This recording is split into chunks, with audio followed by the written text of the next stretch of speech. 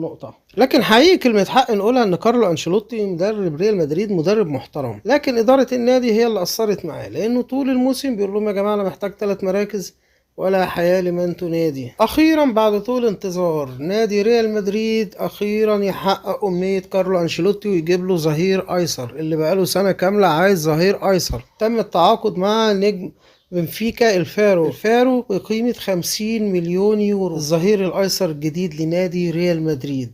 كمان عندنا خبر مهم جدا لنادي ليفربول، كلنا بنحبه طبعا عشان النجم المصري محمد صلاح. ليفربول تم التعاقد مع لاعب مهم جدا مميز جدا، ظهير أيسر جاي من نادي ليفركوزن.